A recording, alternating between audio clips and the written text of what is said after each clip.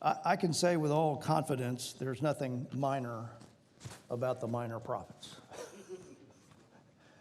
Man, oh man. You know, the content of their books may be short, but it is loaded, let me tell you.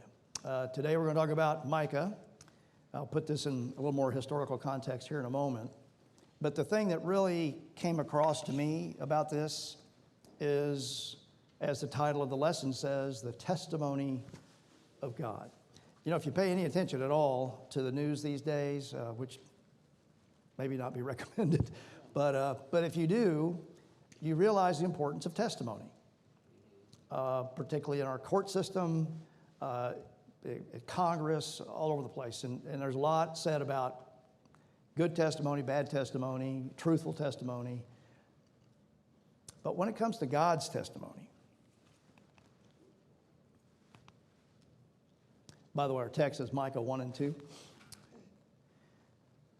When it comes to God's testimony, what can we say about it compared to man's testimony?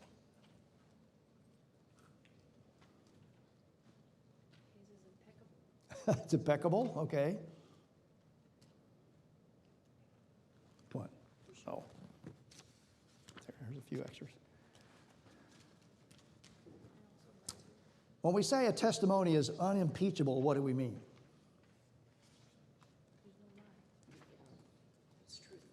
It's truthful, but it means there's no evidence that can reduce the power of it, okay, or the content of it. God's testimony is unimpeachable. And God's testimony alters us. We don't ever change it. Yeah, okay, that's fair. But then you think about the testimony of men. How often do you suppose, even though they've taken an oath to tell the truth, nothing but the truth, so help me God, are they telling the truth? In fact, we've created a whole class of criminal code for that. We call it perjury. Well, you wouldn't need a criminal code for perjury if people would always tell the truth when called to testify, right? Let's put this in another context. When you and I talk to people about the Lord or about spiritual matters or about even just things in the neighborhood, is your testimony credible? Is it truthful?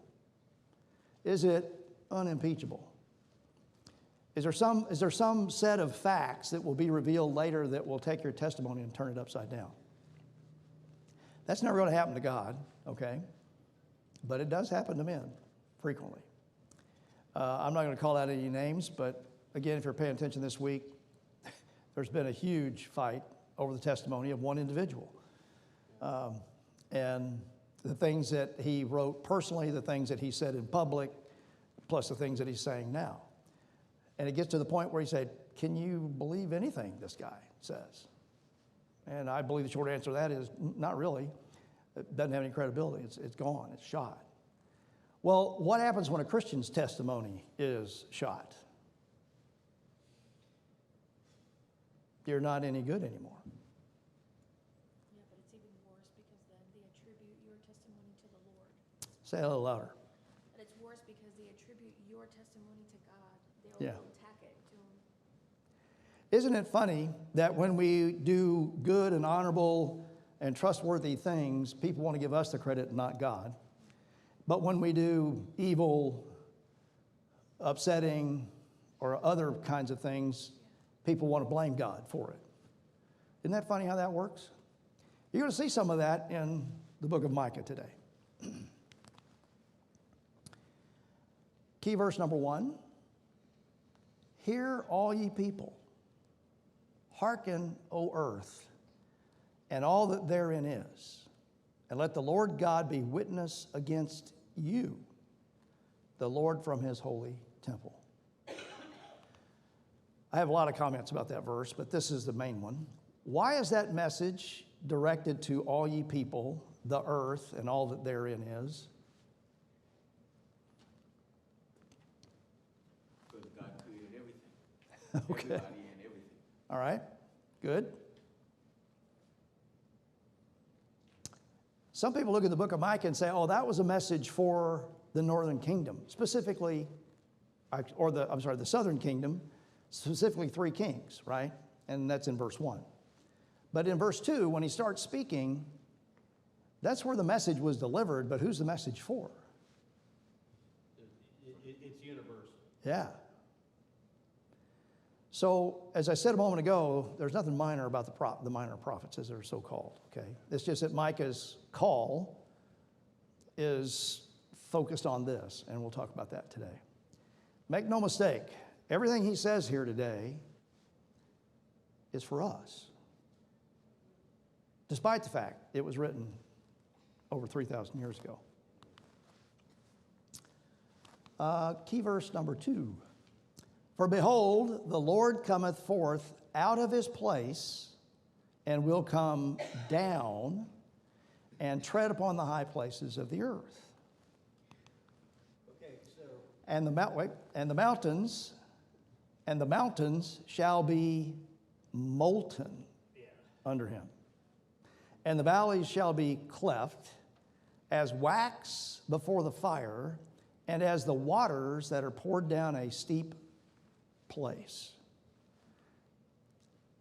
I hope you get an appreciation for the imagery here. What's the significance of the Lord coming down?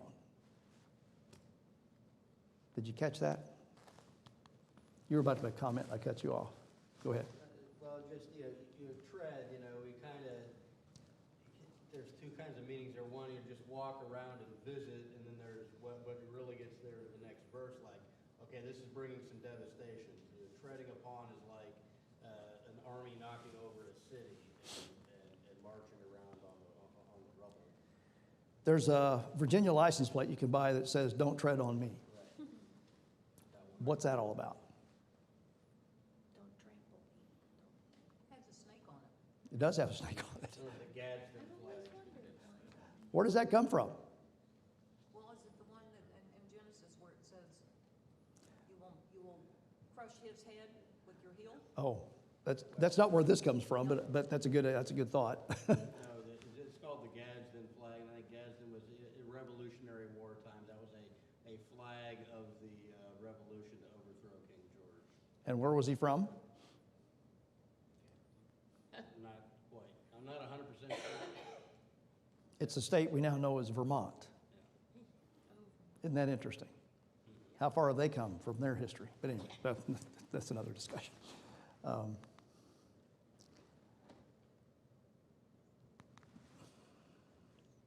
What's the significance of the Lord? Oh, yeah, I've lost my train of thought. And the mountains shall be, this one. And for the whole Lord cometh forth out of his place and will come down. What's that talking about? Well, it kind of adds more to what's about to happen. That's true. Now, we know that God is omnipresent, so there's not any place that he isn't. But when he makes this kind of language, he says, I'm going to come down from my place. Well, the way I see it is that he separates himself from his creation. His ways are higher and he also lives higher. He also talks about the earth's high places. He's higher than those high places. So wherever they're placing their gods, he's higher than that.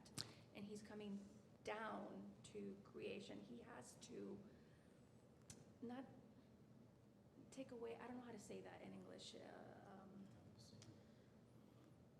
It's sort of like, no, I can't say that. That's not right. Because I was going to say reducing, but it's not that. He has to come to a lower station. Does that make sense? Called condescension, yes. Okay. Well, Yeah. it's like, I mean business here. Oh, yeah, he means business. There's no question there. Hold that thought. We're going to come back to it because we're going to talk about his holy temple here in a little bit. God is holy. His judgments are always just. Deliverance is always available if his people repent and reconcile. Even in the last moment, he says, would you just listen and turn and come back? The hand of grace is always extended.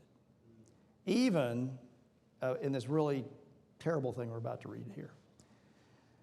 Now, he does deal with nations and people and tribes differently, a little bit differently than he does individuals.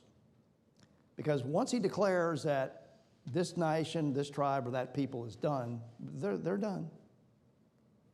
Now, individuals in that group can get smart, wise up, and get right with him and repent. But as a group or as a nation, when he says they're done, they're done. As hard as that is to understand. Okay, Micah ministered primarily to Judah during the reigns of Jotham, Ahaz, and Hezekiah. A little more context coming on that. I've kind of studied through this because I said, okay, how do you sort out when is Micah talking to which one? Because he doesn't really say in here. But I think by the content of the book, I have to agree with a couple of other scholars who said, well, it looks like when he's talking Micah 1 and 2, he's talking to Jotham. What do you remember about Jotham when we talked about him previously in this study? How was Judah doing under the reign of Jotham? Nobody remembers? They were doing well. They were prosperous. The economy was good. The military was winning its battles. Everything was going well except for one thing. And what was off? The spiritual aspect. Jotham personally was a man who did right in the sight of God. But he failed to remove the high places in Judah. Not talking about the northern kingdom, we're talking about Judah. He did not take it to the extent of purging all the false religion out of Judah. That was the one thing that he didn't do. And that's going to be a problem here in a bit. It was a time of prosperity, but the internal spiritual corruption was getting out of control. It was bad. So even though they looked good from the outside, they were decaying on the inside spiritually. Okay, you've seen the chart before. Let me show you something here. That was the first set of kings, northern kingdom, southern kingdom. Here's the second set, and here's Micah coming in right there with King Jotham in Judah. And Jotham reigned 16 years. And as we've said before, he did that which was right in the sight of the Lord. So he gets a commendation as a summation of his reign. And there was a but. But he failed to remove the high places. It's interesting that the thing that Micah focuses on first is the high places. And that's what makes me think this is connected to Jotham. One of three things. So Micah continues during the reign of Ahaz. And we talked all last week about Ahaz. Really great guy, right? Yeah.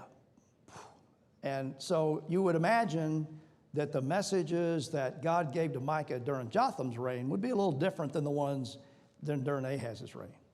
And in chapter 3, you're going to see that. And then the rest of the book comes during the reign of Hezekiah. Now, this quarter, we won't get to Hezekiah. We're going to go back to the New Testament next quarter. By the way, the literature is in. We'll get it distributed next week. But we'll be moving to 2 Corinthians next quarter. But we'll come back to Hezekiah later. Little snippet about Hezekiah. Hezekiah was a great king. As amazing as this is, you go from Jotham, who did that which was right in the sight of the Lord, to Ahaz, who did everything that he could imagine that was evil. And then his son, Hezekiah, led a revival. It's kind of a pendulum effect. Yeah, I mean, it's just, how do you go one generation to the next generation and have that much, I mean, the pendulum is just swinging aside. I mean, it's just going crazy in Israel at this time. And by the way, a few more down, you'll see Manasseh, not so good. Ammon, Josiah. You know, what about Josiah? 8 years old when he came to the throne. And we'll study about him a little later as well. So the picture I want you to get is the southern kingdom, Judah, is frankly all over the map. No consistency, king to king. How does that happen? And what does that mean for us today? Well, As we, keep an eye on the ecumenical. as we plant. How many times have you heard in the last 3 weeks we're one generation away from? Yeah. How true that is. Well, How true that is. look at the demographics, it's about Yeah. Today's outline, God's witness. And remember what we said about God's witness. That's Micah 1 through 5. 1 through 5. Then we're going to know about the judgment of Samaria. Then we're going to talk about how the judgment of Samaria and the sin of Samaria affected Judah. And then there's an indictment for Judah. Again, I believe this is strongly during Jotham's reign. And then Micah foretells Judah's coming judgment. And he kind of does that in 2 phases if we get to all of this. Micah 1 through 5. Someone read that.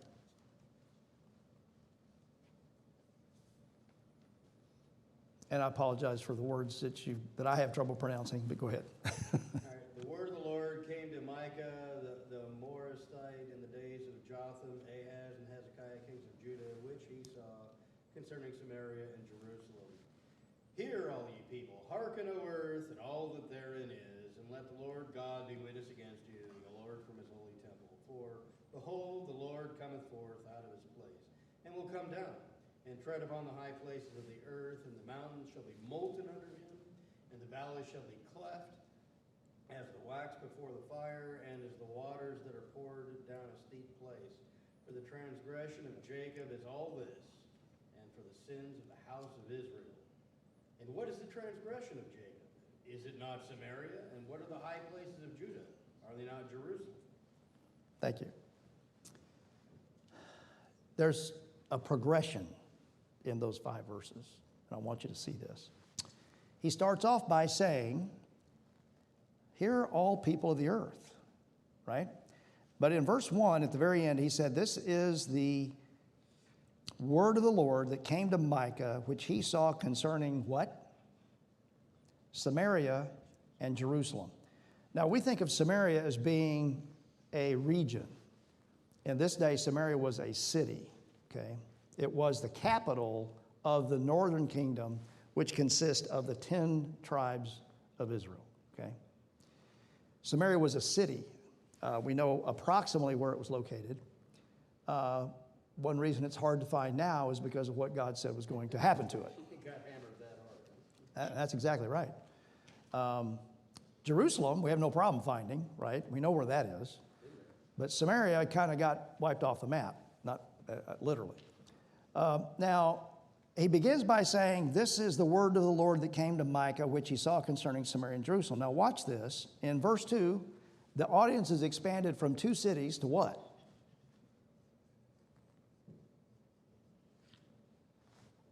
The whole earth. All of mankind, okay? And then he talks about where the Lord's coming from. I'm going to come back to that in a minute.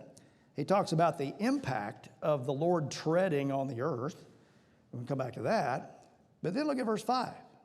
The transgression of Jacob. Wait a minute. Who is Jacob relative to all this stuff?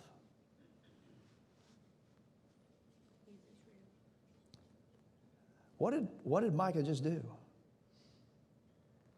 What is what's this all about right here? A divided kingdom, right? Divided after Solomon passed by his son Rehoboam and Jeroboam, right? And we've talked about that before. So in the current audience's mind, as Micah gives his message, everybody thinks of the southern kingdom and the northern kingdom as 2 separate entities, almost as if they're not even related. And when Micah says in verse 5, for the transgression of Jacob. Okay, now you're kicking it back to the patriarchs. He's back to, this is all of you. You know, Judah was kind of pumping itself up saying, well, at least we're not as bad as those guys. And those guys were the 10 brothers, the 10 tribes, right? So God, who hasn't forgotten anything, is saying through Micah to them, house of Jacob, everybody in both kingdoms is covered. You're all in one boat. you're covered by that term, right? So he says, what's the transgression of Jacob? And for the sins of the house of Israel. Now, he says house of Israel. He's not talking about Northern Kingdom. He's talking about, because Jacob's name got changed to Israel, right? What is the transgression of Jacob? Is it not Samaria? Wow.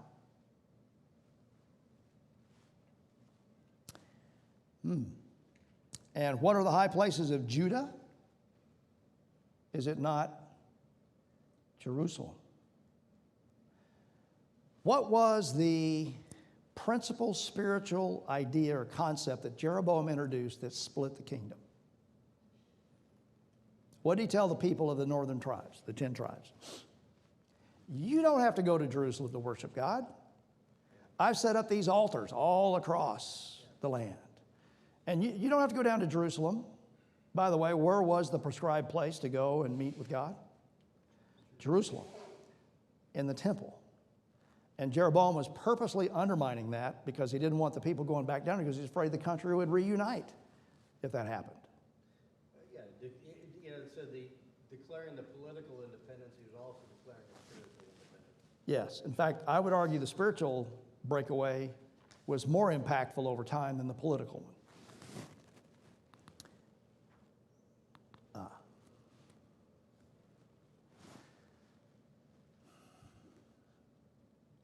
The high places of Judah, are they not Jerusalem?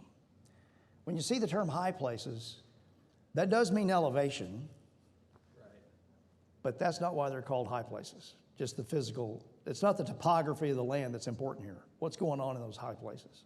Some sort of pagan altar, some incense burning, goofy rituals. What's the highest point in the city of Jerusalem? Elevation-wise.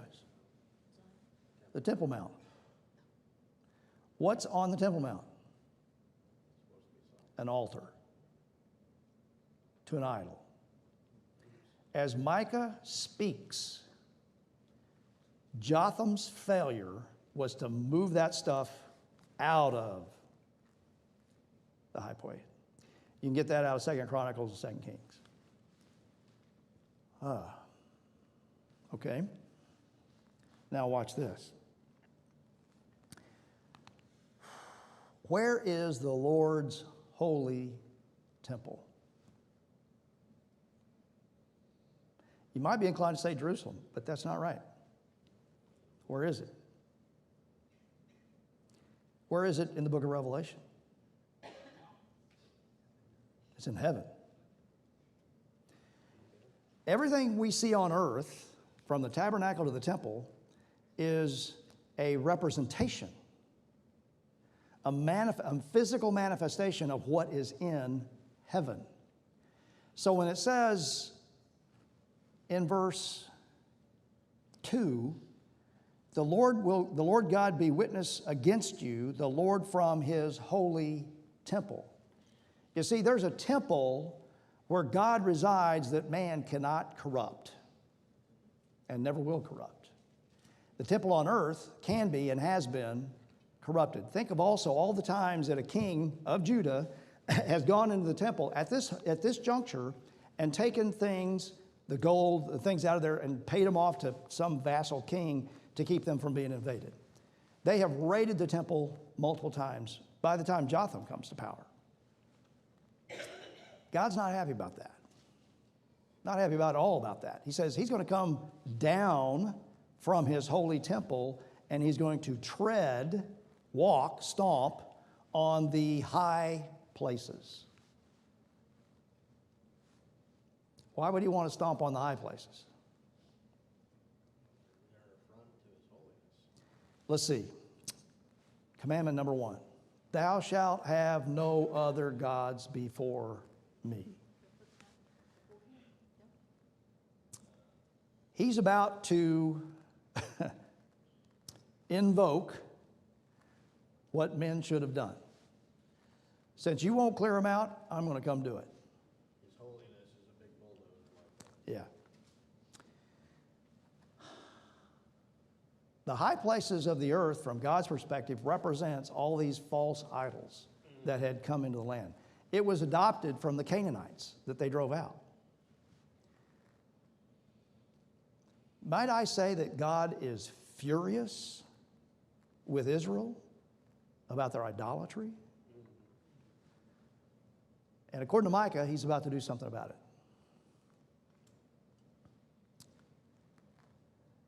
And it's not limited to Jerusalem, as verse 5 indicates. It's the whole tribe, the whole country, all the house of Jacob, all the house of Israel. No one is exempt, even though the people in Judah were kind of thinking they were.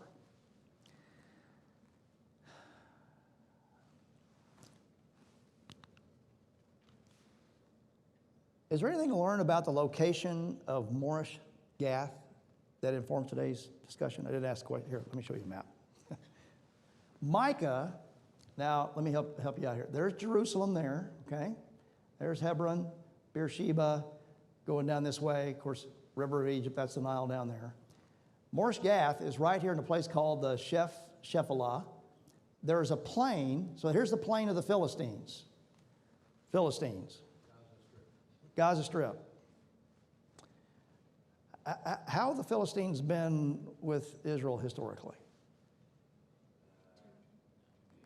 Source of trouble and a source of idols. Any conflicts between the ark and Dagon? You remember that story? Okay. So here's where Micah's from. He's from Morish Gath. And in a moment, we're going to read a little bit further into Micah chapter 1, and you're going to hear a whole bunch of names. And the only place those names are mentioned in all the scripture are right here in Micah. And there are a bunch of villages that string up and down this area right here. Think of that as a buffer zone, so to speak, between Philistia and Israel, and Judah in particular. I realize I'm a little bit out on a limb here, but since Micah is from there, what sort of things did he see passing through his town as he was growing up? The trading goods. Things were being traded. There was commerce. But that wasn't all. How did the idols get out of Philistia into Jerusalem? Well, they passed through there first, right? So Micah writes of something he knows something about. He has eyewitness. He's seen this firsthand. What happens to a town or to a village or even to Jerusalem when this idolatry is introduced. That's my thinking. And if you look up these places, you go look them up in an atlas or something else, they'll tell you all these towns are located in that region right between Philistia and Judah.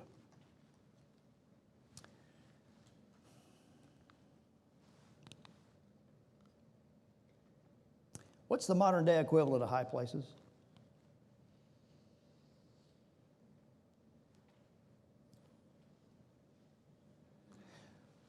If you drive out into the Blue Ridge, will you see any idols out there? Any altars to idols?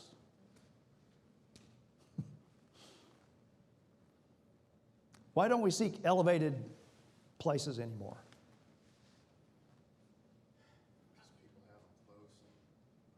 We've gotten more sophisticated, right? Sure. Where's the real elevation concern? What's elevated in your heart? What's on the throne is the way we often put it, right? You know, in the culture in Micah's day, and frankly, for 1,000 years before and after, there was something about this idea that if I go up on a mountain, I can get closer to God. You still hear people express that today. Mountaintop experience. Mountaintop experience. Yeah, that's a phrase that we use, right? Now, there was the physical manifestation of these altars to these idols in these high places in Jerusalem. And that's one thing that God's upset about. He's calling it out high places because that's what people know it by. What's the modern day equivalent of that?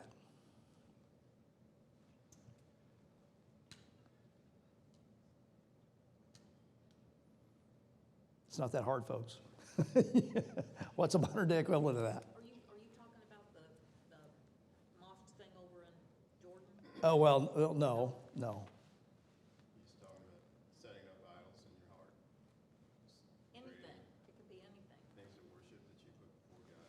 It could be work. We don't often think of it that way. It could be family. Stock portfolio. A stock portfolio.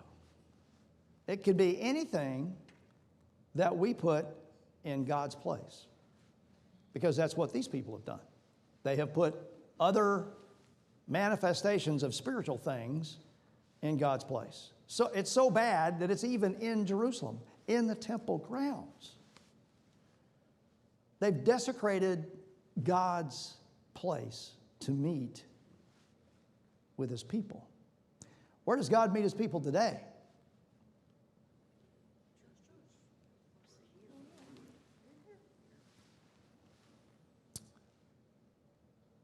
Tougher question. Have we desecrated his meeting place? What do we bring in here today? What are we carrying with us? That's what this is about. That's what this is all about. I just can't escape this imagery. Imagine for a moment a visage, an angel, seeing God himself. He comes and he puts his feet on the ground, literally on the ground, and the dirt beneath his feet, the rock, turns into molten lava. Just at the touch of his foot. By the way, if you've ever studied about what happened on Mount Moriah, which, by the way, is not in Egypt. We've talked about that before. But when he put his foot on Mount Moriah, what happened to the ground? It scorched it. There's something about heat in God's presence. Okay?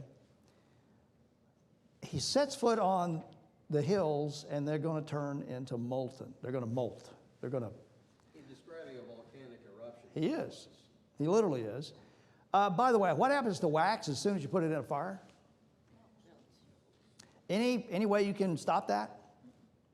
Any way to change that dynamic? Take the heat off of it. Take the heat away. Okay.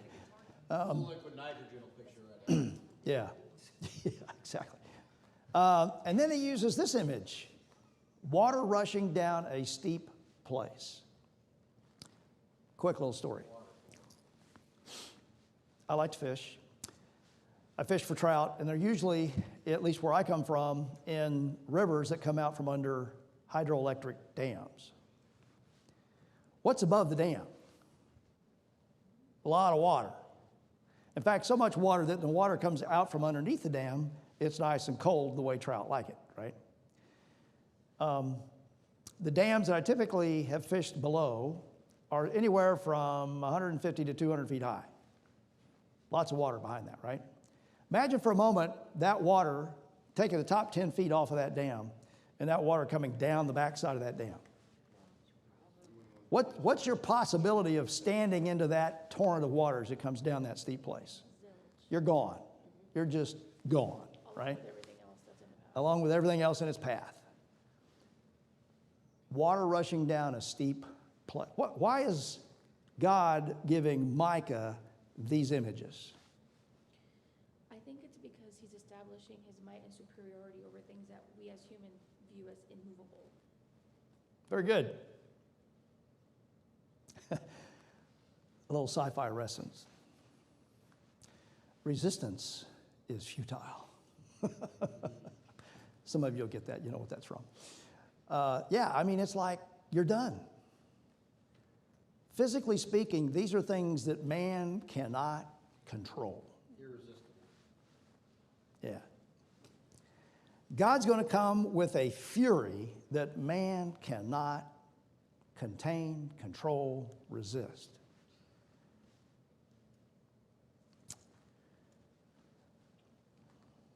Wow. Okay. The judgment of Samaria. What's going to happen to Samaria physically, spiritually?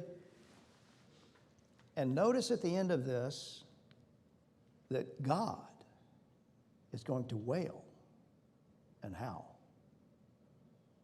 God will. You see, God takes no pleasure in this. None. This isn't righteous judgment from the context of, I'm going to get even with these people. His hand has been forced by the behavior of his people. Verse 6 through 8. Therefore I will make Samaria as a heap of the field, and as plantings of a vineyard. I will pour down the stones thereof into the valley, and I will discover the foundations thereof. In short, I'm going to turn everything upside down. And all, watch this, and all the graven images, not some, all the graven images thereof shall be beaten to pieces, and the hires thereof shall be burned with fire, and all the idols thereof will I lay desolate. For she gathered it of the hire of an harlot, and they shall return to the hire of an harlot. Therefore I will wail and howl. I will go stripped and naked. I will make a wailing like the dragons, and mourning as the owls. Yes, sir. I feel like God's justice here is like realizing the reality of the situation. Did he even say, I will lay the idols desolate? Like, the idols are already, they're already spiritually bankrupt. So the act of justice from God here is just defining the actual reality of these idols being worthless and nothing, and the spiritual bankruptness of Samaria, just to what it really truthfully is. Right. And he's going to turn the whole thing upside down. So much so that we can't even figure out where Samaria is today with any historical accuracy. He meant what he said. Why is God wailing and howling?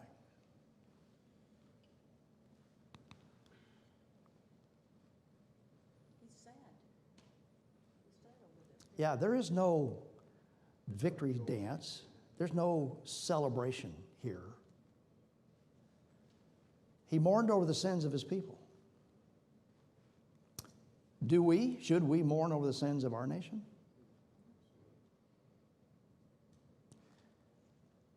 Are there times when you see what's going on in the news and you just, and it just breaks your heart? I mean, The wickedness? The spiritual foolishness? The obstinance? the perversion of trying to take something that is so foolish and treat it as though it were wisdom. Yeah. That is what really gets, pokes at me. But they really think it is wisdom. They do? It just- Well, the foolishness of God is the wisdom of man. Yeah. Okay. Let's see what happens to Judah. Verses 9 through 16. For her wound is incurable, speaking of Samaria, for it has come unto Judah. So what's wrong in Samaria has now come to Judah. Folly doesn't stay contained. He has come unto the gate of my people, even to Jerusalem. Declare ye it not at Gath, weep ye not at all. In the house of Aphrah, roll thyself in the dust. Here comes these places, all of them in that plain between Philistia and Judah. Pass ye away, thou inhabitants of Sapphir, having thy shame naked. The inhabitant of Zanan came not forth in the morning of Beth-ezel. He shall receive of you his standing. For the inhabitant of Maroth waited carefully for good, but evil came down from the Lord unto the gate of Jerusalem. O thou inhabitant of Lachish, bind the chariot to the swift beast. She's the beginning of the sin to the daughter of Zion. A chariot? Interesting. For the transgressions of Israel were found in thee. Therefore shalt thou give presents to Morish Gath. That's the town that Micah is from. The houses of Exub shall be a lie to the kings of Israel. Yet will I bring an heir unto thee, O inhabitant of Maresheth. He shall come unto Adullam. You remember the cave of Adullam? And David and Saul and what happened there? The glory of Israel. Make thee bald and poll thee for thy delicate children. Enlarge thy baldness as the eagle, for they are gone into captivity from thee. What's coming to Judah? Last verse.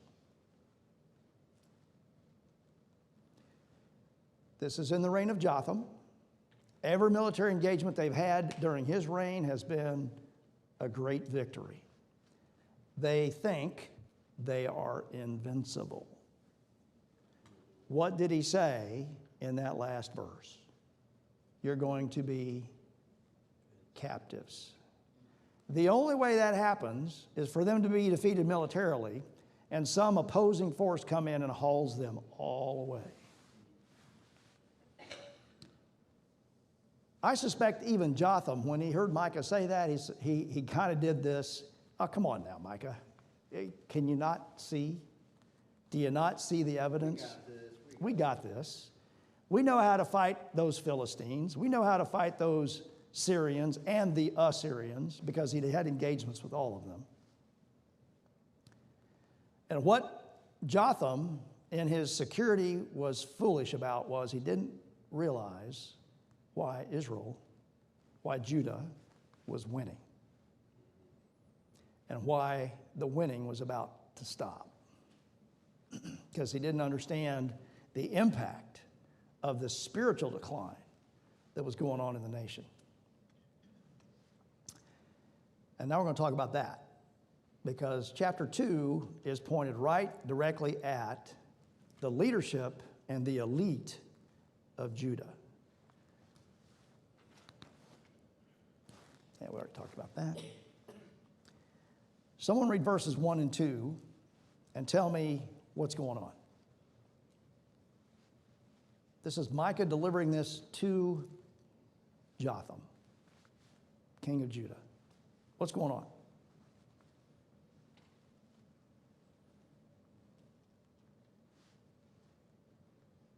So 1 and 2. Say again? 1 and 2. Yep. Woe to them that devise iniquity and work evil upon their beds. When the morning is light, they practice it because it has the power, because it is in the power of their hand. And they covet fields, and they take them by violence, and houses, and take them away. So they oppress a man and his house, even a man and his heritage. What's going on? Are you familiar with the term Jubilee? Right. And the impact it had on the nation of Israel? Jubilee happened every 50 years. In other words, they had 49 years, they had 7 groups of 7, and then the 50th year was a Jubilee year. What was supposed to happen in the Jubilee year relative to the land that had been allocated to the tribes?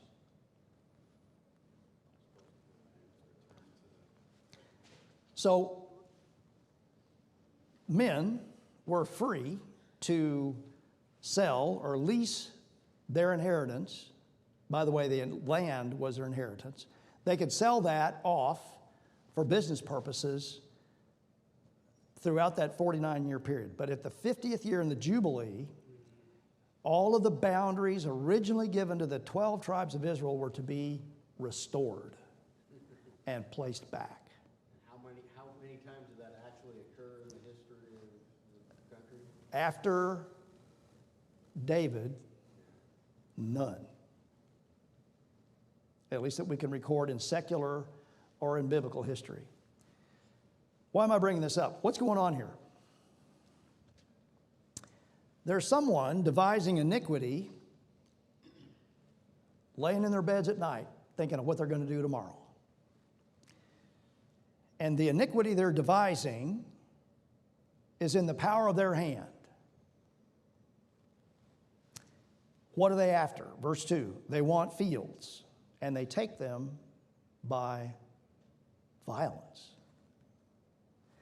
And houses, and take them away. So they oppress a man and his house, even a man and his what? His heritage, meaning his inheritance. Israel had totally forgotten about the Jubilee law in the law given by Moses. Totally ignored it. And by the way, they're ignoring the Sabbath years as well. And that's all about to come to a head. Who's oppressing who?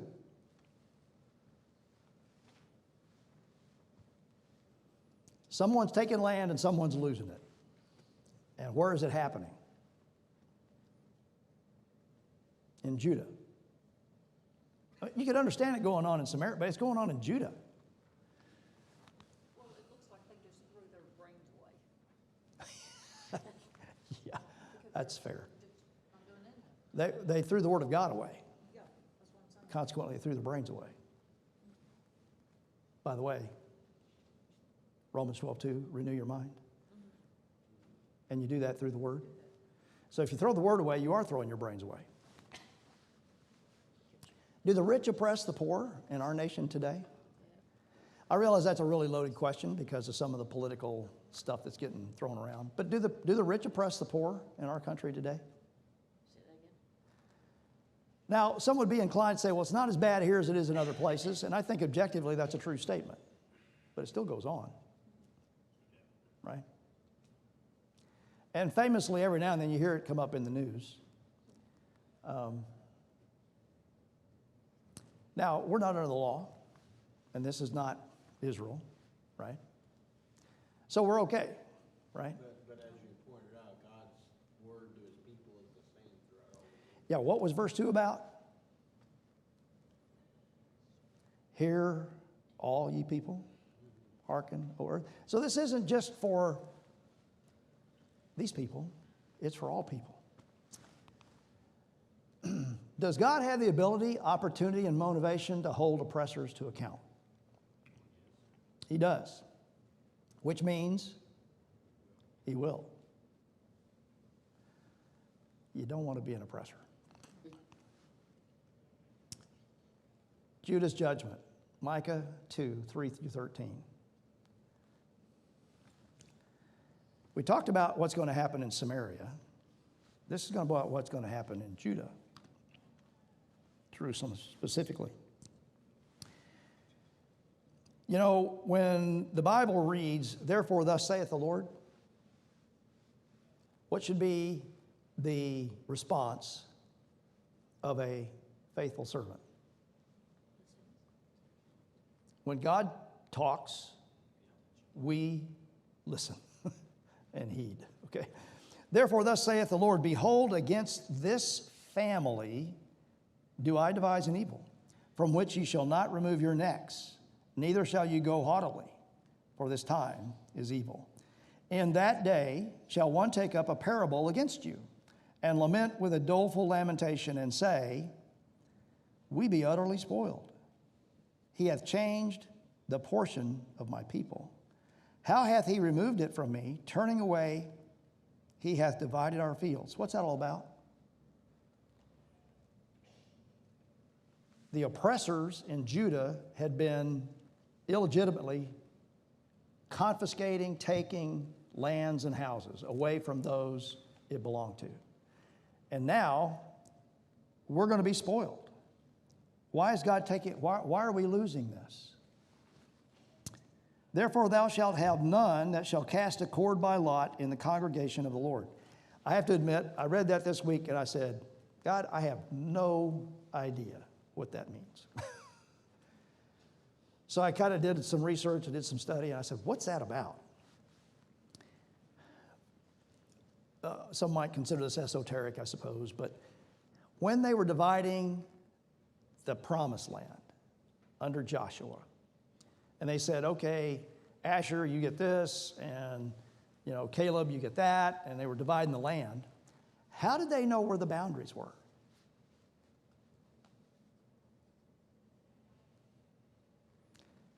What's the business of a surveyor? Today, if you call a surveyor and you say, I want to know where the boundaries of my land are, they come out and they have all these sophisticated instruments. They find these little pegs in the ground, and they say, okay, well, your property line, by the way, we had this done right here, starts right here and it runs to this point, to that point, to that point. That is your land. Okay?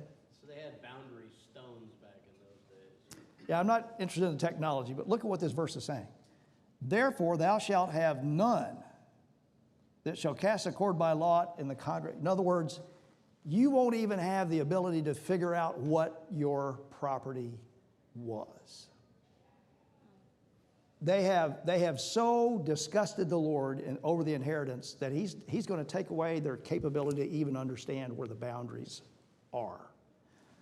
The ones that could cast a cord are the ones that could find the boundary markers. They're the ones who could actually say, okay, Judah, here's your boundary. You know, go to each of the tribes and tell them. God is so upset with them over their idolatry, he's even going to take away that ability. What do we say commonly about the 10 tribes of Israel today? They're the lost. And usually we think of that because of the diaspora, right? That's not when it happened. Micah's talking about it right here. No longer will Issachar be able to say, this was my land. Now we know roughly where it was, but you can't go find the boundary stone anymore. And you don't have anybody in the tribes that can perform this service for. There aren't any more surveyors are gone. That's what that verse is about. Prophesy ye not, say to them that prophesy, they shall not prophesy to them, and they shall not take shame. What?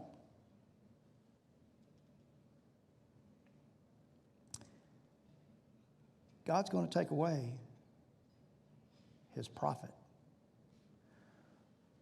From Malachi to Matthew, what was that? 400 years of silence. No prophet. Wow. Oh, thou that art named of the house of Jacob, is the Spirit of the Lord straitened? Are these his doings? Do not my words do good to him that walketh uprightly? Even of late, my people is risen up as an enemy. Ye pull off the robe with the garment from them that pass by securely as men averse from war. The women of my people have ye cast out from their pleasant houses, from their children have ye taken away my glory forever. Arise ye and depart, for this is not your rest, because it is polluted. It shall destroy you, even with a sore destruction. If a man walking in the Spirit and falsehood do lie, saying, I will prophesy unto thee of wine and of strong drink, he shall even be the prophet of this people.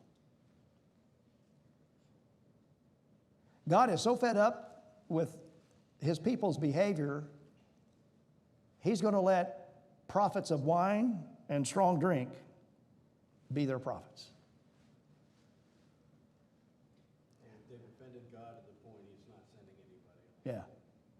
He's done talking. He's done talking. 12 and 13. There is a hope. I will surely assemble, O Jacob, all of thee. I will surely gather the remnant of Israel. I will put them together as the sheep of Bozrah, as the flock in the midst of their fold. They shall make great noise by reason of the multitude of men. Did Micah just do a hard right turn? What's he talking about there?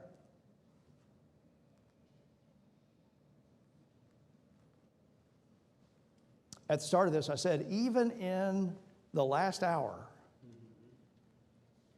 there's a reach to the remnant. And that's what he's doing here. Most of his message has been delivered to the kings, the elite, the political, the priesthood. Most of this message is directed to them because they should have known better. They did know better. But he's also saying, I will surely assemble. In other words, what was the promise that God made to Abraham, Isaac, and Jacob? Is that promise still good? That promise is still good. That promise is not dependent on the behavior of nations. It's a promise God made to his people. And what he's saying here is, there's going to be a remnant. I will gather a remnant. I will put them together as the sheep of Bozrah, as the flock in the midst of their fold. Safety. They shall make a great noise by reason of the multitude of men. The breaker has come up before him. They have broken up and have passed through the gate and are gone out by it.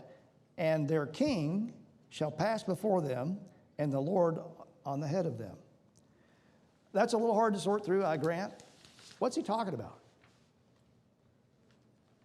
He's talking about Jacob, a remnant, safety as sheep, and a king. What's he talking about? He's talking about Messiah. There's a king coming. And he's saying that 1,000 years before it happened the first time.